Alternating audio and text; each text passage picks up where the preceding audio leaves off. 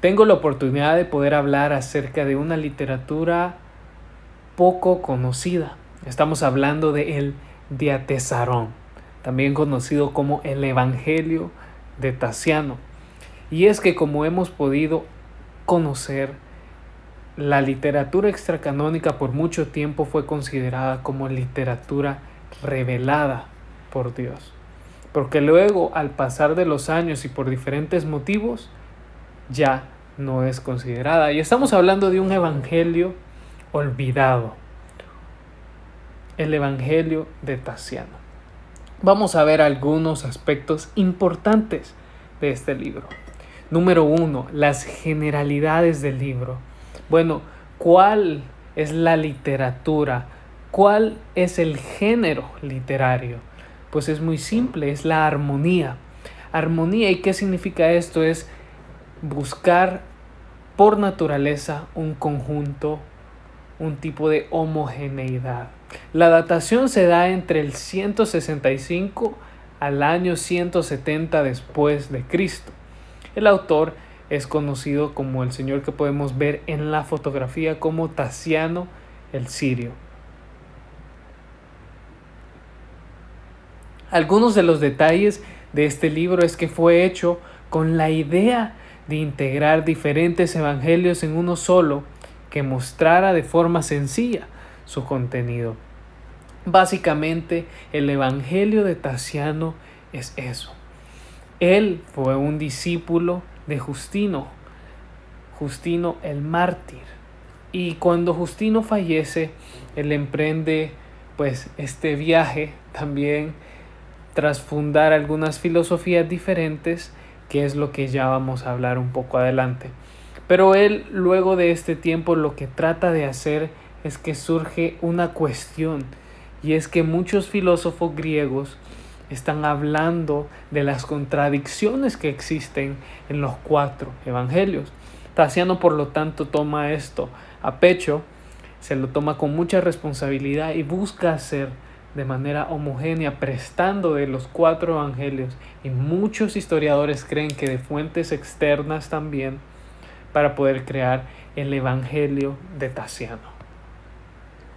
Seguimos ahora con el contenido teológico.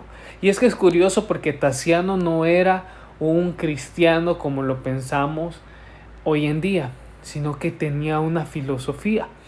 Y en este sentido, él lo que creía es que el fruto prohibido del cual se habla en Génesis no era un higo, no era, como lo dice la cultura occidental, una manzana, y sabemos por ciencia cierta, no sabemos cuál era este fruto, solo se dice que es el fruto, pero para él es un lenguaje simbólico que significa el sexo, las relaciones coitales.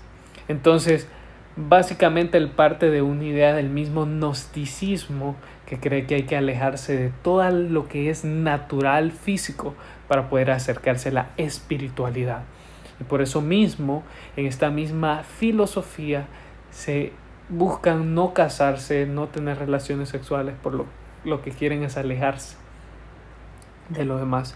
Hasta cierto punto, viéndolo desde la sociología, es también interesante notar esto, porque muchos romanos y muchos griegos adoraban al dios Dionisio, del vino, de los excesos, del sexo descontrolado. Entonces tiene lógica también que esto salga como una contramedida, una contracultura de su tiempo. Debían separarse de toda relación terrenal para así alcanzar la unión espiritual. Y Tasiano entiende a Jesús, que Jesús muestra cómo es el matrimonio perfecto entre el ser humano y el espíritu.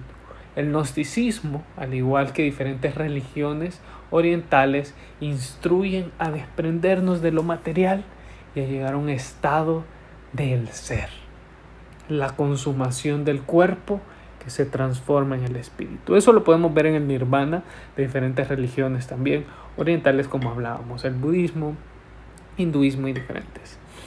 Busca una homogeneidad y cronología de los eventos de la vida de Jesús.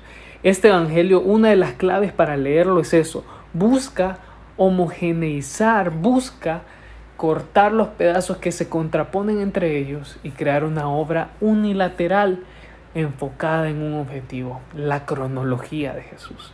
El texto está hecho para ser de fácil lectura y como una respuesta a lo que les explicaba, los argumentos filosóficos contrarios de su tiempo. Vamos a seguir entonces, vamos a leer un texto, un extracto de El Diatezarón. Este empadrinamiento primero se llevó a cabo en la época en que Cirinio era gobernador de Siria.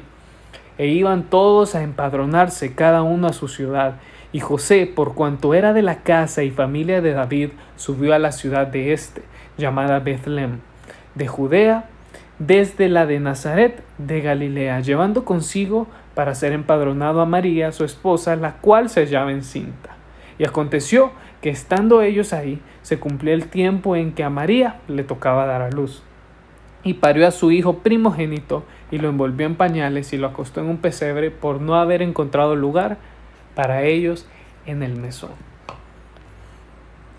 Cuando leemos este texto nos asemeja mucho a los evangelios canónicos que nosotros tenemos, y es que él toma de estos evangelios, busca crear una obra única. También tenemos indicios de que la misma haya tomado influencia de otros textos recientes a la muerte de Jesús. Ahora, una cosa que me gustaría aclarar es que no tenemos el Diatezarón como se conoce o como se esperaría ahora como un libro puro, sino que lo único que tenemos son diferentes menciones de muchos padres de la iglesia, como es Irineo de León y otros exégetas y también apologetas del siglo II, que bueno, lo que hacen es una apología y dicen, miren, este evangelio está equivocado por esto y otro. Por lo tanto, no tenemos un texto definido, pero sí es muy interesante que en estos siglos, en estos primeros siglos de la iglesia, surgieran tantas diferentes ideas y filosofías que los padres, literalmente hubo un tiempo donde se volvieron apologetas y buscaron defender la fe. ¿Cuál es el análisis del texto? Bueno, subtrae las diferentes historiografías que existían en los 4 evangelios, da una trama más histórica de los personajes de su época, como lo era Cirinio, y deduce que tuvieron que irse, no por orden especial, sino por regla general. Básicamente lo que este texto trata de hacer, también trata de desmitificar un poco, trata de hacerlo más normal, sería un poco más parecido como una nota periodística de hoy en día, más que dar una historiografía, lo que entendemos como contar la historia con un propósito. Incorpora una cronología de los hechos, da lógica a las contradicciones del lugar de nacimiento y pertenencia de Jesús.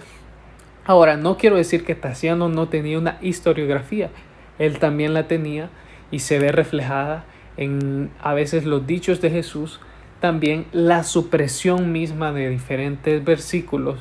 Se cuentan que alrededor de 54 para poder crear su obra. Entonces, quita esas contradicciones, como podemos leer anteriormente, se cumplía el tiempo. Y bueno, habla de Judea, en el Belén de Judea, y también Nazaret y Galilea. Lo que básicamente lo que trata de hacer es que las piezas sean entendidas de la forma más griega, o sea, por medio de la lógica.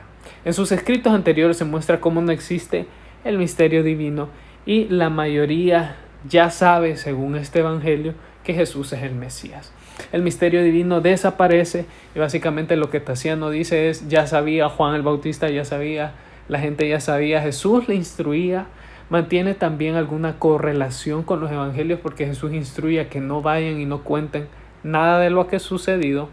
Pero bueno, no podemos decir a ciencia exacta qué partes sí son, qué partes no, porque desconocemos de la totalidad del libro.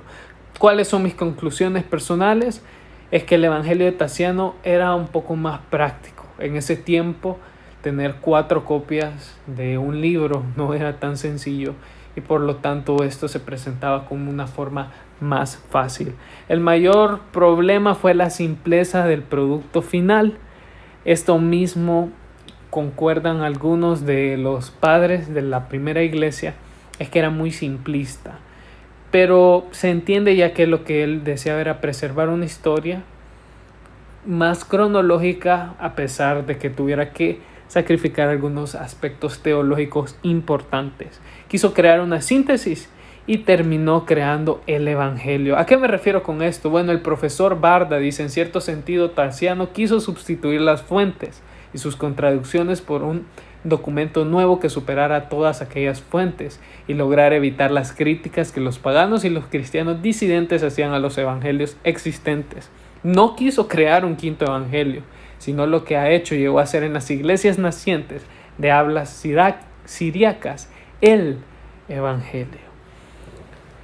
Básicamente, este evangelio en Siria es tomado como el evangelio, no como los 4 evangelios, sino como el evangelio. De aquí nace mucha liturgia, mucho pensamiento teológico de esa parte, pero alrededor del siglo V ya la iglesia se institucionaliza y quita ese evangelio y lo pone por lo mismo de la materia como literatura extracanónica.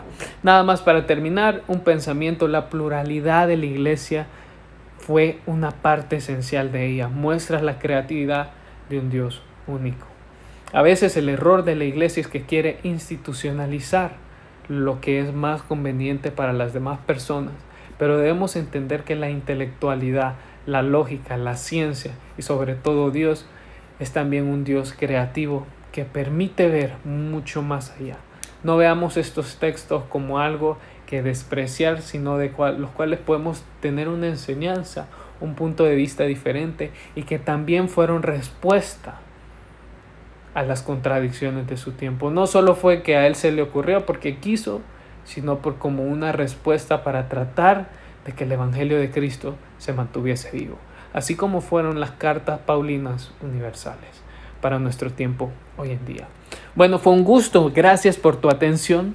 Te saluda Josías Funes Pleites, soy estudiante de la licenciatura en Teología. Que Dios te bendiga. Por favor, acerquémonos con responsabilidad a estos textos, quitando a veces muchos prejuicios que tenemos y sobre todo que podamos aprender mucho de lo que la literatura hebrea y judía tienen para ofrecer. Shalom, que Dios te bendiga.